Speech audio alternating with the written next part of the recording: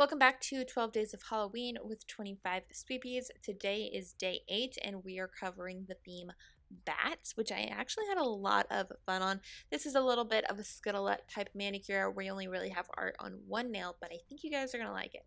So of course you want to start off with a base coat and then you're going to let that dry before you apply your color. And apparently I forgot to film the first clip of me putting on the color that I was using, but I am using Painted Phalanges, just one more chapter, and it is a new release from Painted Phalanges and I really like it. Of course you could use any sort of gray at this point, but that is the one that I went with because it also has a little bit of like an orange shimmer in it, which I thought would be good for Halloween. So then on the top of my nails, I'm going to be using black acrylic paint and my Orly short detailer nail art brush that I absolutely love, and I'm going to be creating a branch that I'm then going to actually put my bat on. So to start the bat, I'm actually going to just go in right now with a branch still wet and put two little like legs coming out of the branch because he would technically be hanging on the branch.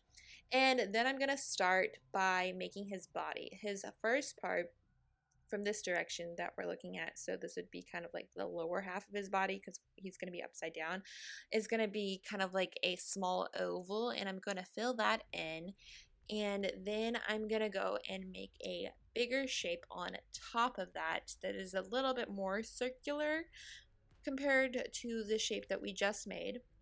And that is what is going to be his head, where we're going to put the eye detail and his little like fangs. So let's do that part real quick. Now that I've got that all done and filled in, I am going to go ahead and put on his ears. These are a little tricky to do under the camera, so mine may not be perfectly straight or aligned or anything, but basically you're going to put two triangles coming out of the top of his head, and of course you can do this at a better angle than I could if you're not underneath the camera. Then after that, I'm going to go in and put in his bat wings. So I like to make like some sharp triangular like points at the top of his wings, which in this case is like at the bottom of the nail. I think you get it if you follow me. I mean, he's upside down. It's kind of hard to explain, but I'm going to do that. And then I'm going to fill in his wings to make his whole body match.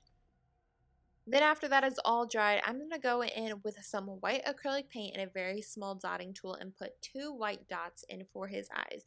You do kind of want to think about the placement of these and kind of if you want them close together, you want them far apart, whatever. But if you do mess up, you can go back in with black acrylic paint, because at the same time while I've got the white paint open, I am going in and putting in his fangs, but I got like a little too much white on here, as you're going to see in just a minute, and I kind of messed up the shape. So if this happens, you can totally go back in later once it is dried and use some black acrylic paint and just clean up the lines, which I am definitely going to do. So I'm going to like put a line across the top to make him even.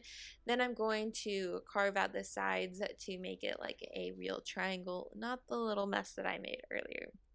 Then once the eyes are dry, I'm going to go in with more black, and this time I'm just going to use my normal brush tip and I'm going to put in like little black dots in the white to kind of make the pupils of his eyes. And then I decided I wanted to fill in a little bit more of the body where I could kind of still see through the black.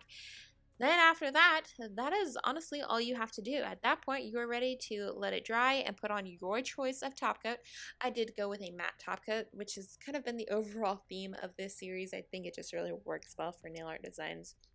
And then here is the look at the full manicure. I used some Painted Phalanges colors, so if you want to find out more about what ones I used, check out the description box below. I will try to remember to list them. If not, feel free to ask me and I will let you know.